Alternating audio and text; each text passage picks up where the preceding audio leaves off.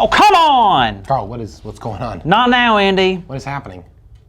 Not now. Okay, well, welcome to Grow TV, everybody. I can't do this without you. Subscribe. Welcome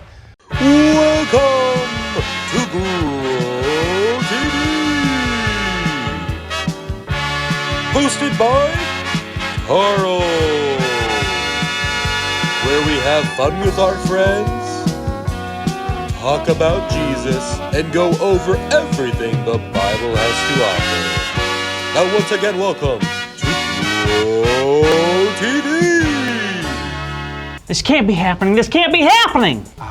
So Carl, I feel like, I got a feeling something's going on. You want to talk about it? Care to share at all? Well, if you have to know, I'm not gaining any followers. Followers? Yeah, followers. You know I have a YouTube channel, right?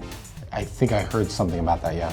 Well, over the past few years, I've gained over 50,000 followers on my YouTube channel. And every day, I get a few more followers. But today, I haven't gotten any. It's really weird. Right? I mean, I don't know what to do. Did I say something? Are people getting tired of me? I'm sure there's actually a pretty reasonable or simple, explanation for all this. Did you happen to change any settings, maybe privacy settings or anything?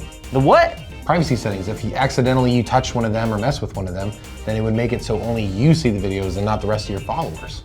No, of course I didn't. I'm an amateur. What if my followers don't want to watch me anymore? What if this is it? I'll have to quit YouTube, change my name to something like Keith or Tobias, and become a manager of a Cinnabon in Omaha. Actually, it doesn't sound too bad.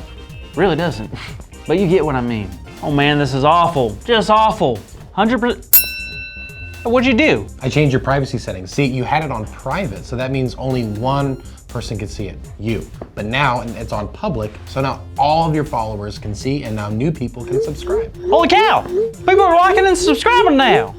Thanks, Andy. Now I'm gonna get more followers. Sorry I didn't trust you with the whole privacy setting. No worries. It did make me feel kind of like we were in the whole Jesus and Simon Peter situation. The one with the rooster? No, the one where Jesus calls him and Andrew to follow him. I know I've heard it, but for some reason my memory is a little fuzzy. How'd that go again? Well, there was this time that Jesus was going around teaching, and a lot of people gathered around him. Then Jesus got into a boat. Simon Peter's boat, right? You got it. Jesus asked Simon Peter that if he could push out the boat just a little bit further. Jesus sat down and he continued to teach. That's pretty cool. So is Peter a fisherman? Yep, sure was. Him and his brother, Andrew. Cool! I love fishing. So after Jesus was done teaching, he told Peter to throw the nets back in the water. But Peter told him that he'd been fishing all day long and they'd still caught nothing. I mean, yeah, I know Jesus is Jesus, but Peter and Andrew, they're like professional fishermen. They know what they're talking about. Yeah, usually, but Peter listened to Jesus anyway, threw the nets back in the water, and guess what happened? Did they catch a fish? Nope.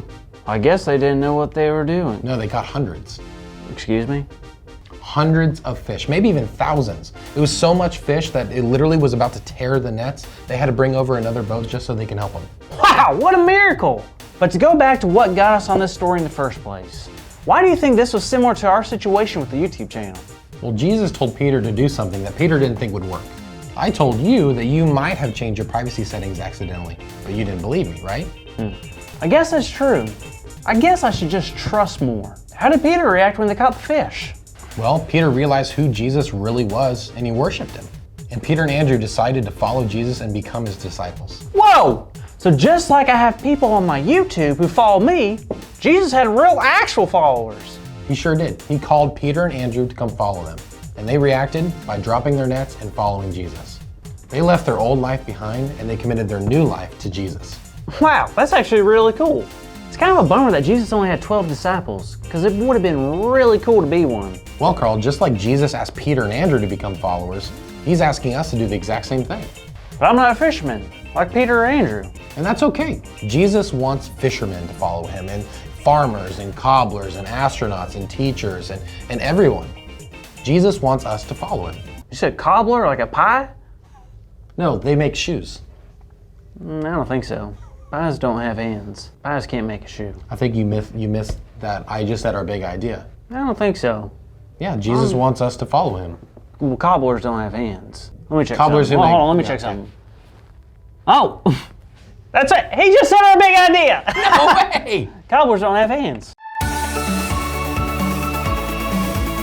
Today's big idea is cobblers don't have hands, they're pies. No, our big idea today is Jesus wants us to follow him. Oh, yes. So let's say it out loud on the count of 3. 1, 2, 3. Jesus wants us to follow him! Yeah! You need cobbler?